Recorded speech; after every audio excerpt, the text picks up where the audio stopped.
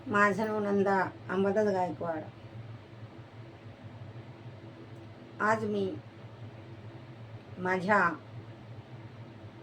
तुळजाईची नवलाई YouTube चॅनलच्या माध्यमातून तुम्हाला मी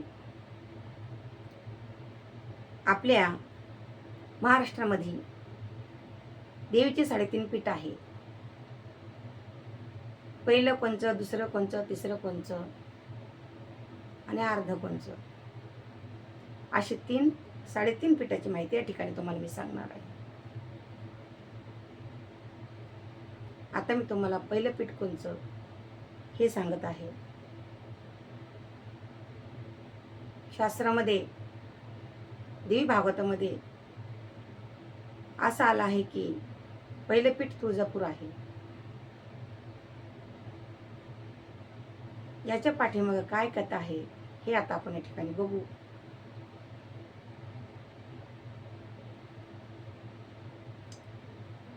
दंडकारण्यामध्ये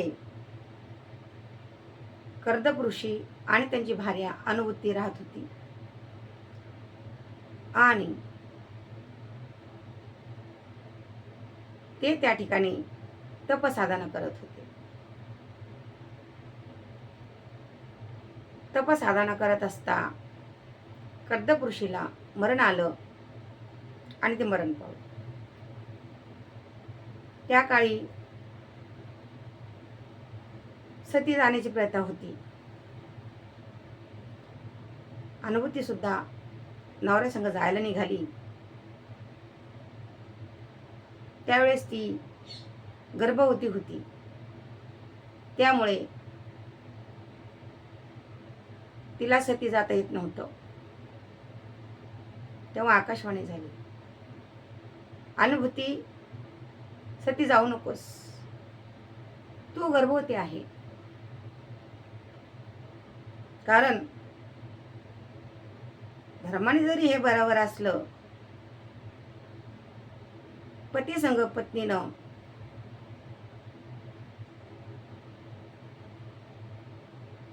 जाण्याची पद्धत जरी असली तरी पण तू जाऊ नकोस. कारण तुझ्या पोटामध्ये बाळ वाढत आहे. त्या बाळाचा काय दोष आहे? तो अजून संसारात सुद्धा आलेला नाही.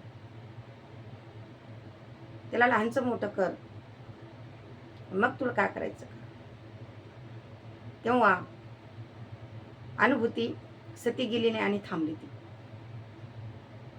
पुढे अनुभूतीनं त्याला लहानचं मोठं केलं, त्याचं लग्न करून दिलं. पुढे त्याला सुंदर असा एक मुलगा पण झाला. एक दिवस अनुभूती म्हणाली, बाळा, आता तुझं लग्न झालं, सुंदर अशी बायको आहे, सुंदर असं बाळ आहे, मुलगा आहे तुला. आता नातवंडाचं सुद्धा या ठिकाणी तोंड पाहिलेलं आहे. आता मला ध्यान साधन करण्यासाठी वनात जाऊ दे. कारण हा मनुष्य जन्म सहजी माणसाला भेटत नसतो. कितीतरी पुण्याईनं मनुष्य जन्म माणसाला भेटतो. माझं जे कर्तव्य होतं ते मी पूर्ण केलेलं आहे. आता उरलेल्या आयुष्यात मला माझ्या मनुष्य जन्माचा सार करू दे. भवसागर मला करायचं आहे. स्वस्वरूपाची मला ओळख करून घ्यायची आहे. त्यासाठी तप करणं जरुरी आहे. मला जाऊ दे. त्यावेळेस मुलगा म्हणला, आई साहेब जा. तेव्हा आई अनुभूती तपसाधना करण्यासाठी वनामध्ये गेली. तपसाधना करत असता त्या ठिकाणी कुकुर नावाचा दैत्य आला. मुरगाया करण्यासाठी, शिकार करण्यासाठी. तेव्हा त्याचं लक्ष अनुभूतीवर गेलं. अनुभूती खूप सुंदर होती, अप्रतिम होती, लावण्यवती होती. कुकुर दैत्याने तिच्याकडे पाहून विचार केला, ही कोण असेल बरं? देवी असेल का? अप्सरा असेल का? कोण्या एका राजाची कांता असेल का? कोण असेल ही स्त्री? जे असेल ती असेल, मला तिच्याशी लग्न करायचं. पण करावं काय? अनुभूती साधनेमध्ये खूप मग्न झाली होती, समाधिस्थ झाली होती. काय करावे, जागृत कसं करावं? कशासाठी ही साधना करत असेल बरं? कशासाठी देहाला कष्ट येत असेल बरं? एवढं कष्ट करून जर तिचं साध्य फलित होत असेल, त्याच्यापेक्षा मी तिला क्षणात वरतो आणि तिचं कल्याण करतो. माझ्यासारखा स्वामी भेटणं एक भाग्याची गोष्ट आहे. त्रिखंडावर मी विजय मिळवलेला आहे. त्रिखंडाचा मी स्वामी आहे. मला ही राणी बनवायची. हिला मी माझी पट्ट राणी बनवीन. हिला मी वरेन. आताकालच्या लोकांना कुकुर दैत्य म्हणाला, त्या सौंदर्यवतीला जागृत करा. मला तिच्याशी लग्न करायचं. तेव्हा मात्र अनुभूतीला प्रश्न पडला, काय करावं? जर याला मी रागवते तर मी इतके दिवस तप साधना केलेली जी शक्ती मी तयार केलेली आहे साधनेच्या माध्यमातून, तपाच्या माध्यमातून, ती शक्ती क्षणात नाहीशी होईल. काय करावं? त्यावेळेस अनुभूतीनं आईसाहेबाला हाक मारली. आईसाहेब, जिथं असताना तिथून त्वरित धावून या. तेव्हापासून आईसाहेबाला त्वरिका सुद्धा नाव पडलं.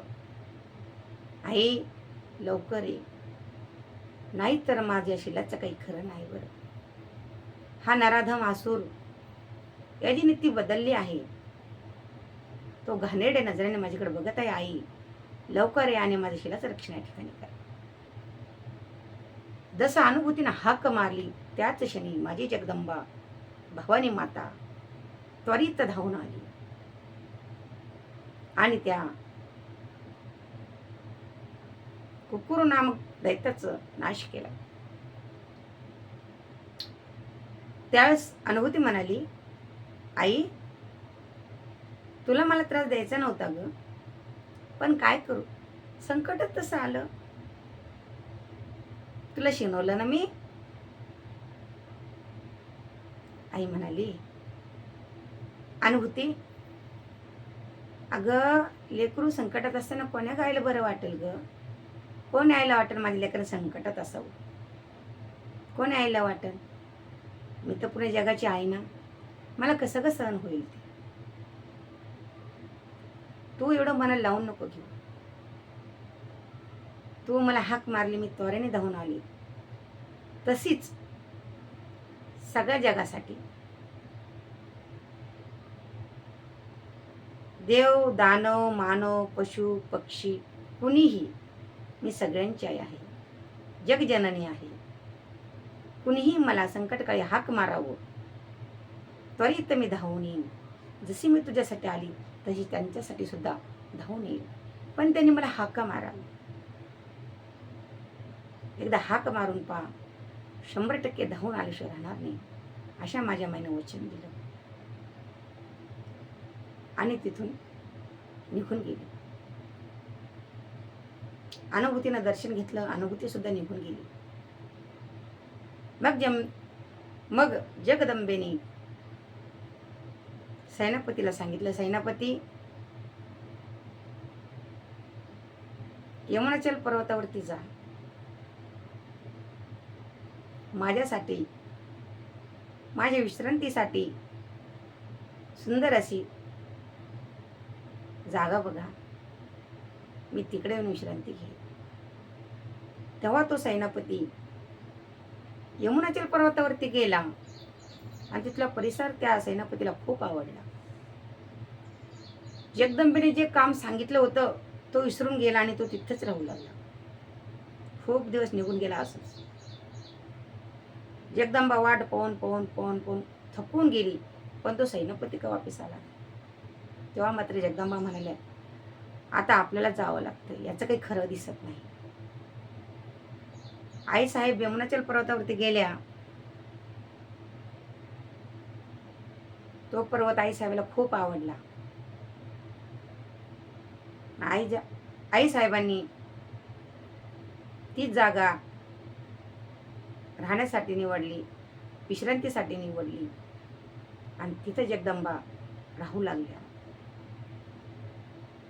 तिथंच त्या तुळजाभवानी या रूपानं प्रसिद्धीस आल्या. हेच ते तुळजापूर धाराशिव जिल्ह्यामध्ये माझ्या तुळजाभवानी माऊलीनं अवतार धारण केला. हेच ते आपलं 3.5 पीठापैकी पहिलं पीठ आहे. सर्व मंगल मांगल्ये शिवे स्वार्थ साधिके शरण्ये त्र्यंबके गौरी नारायणी नमस्तुते. या देवी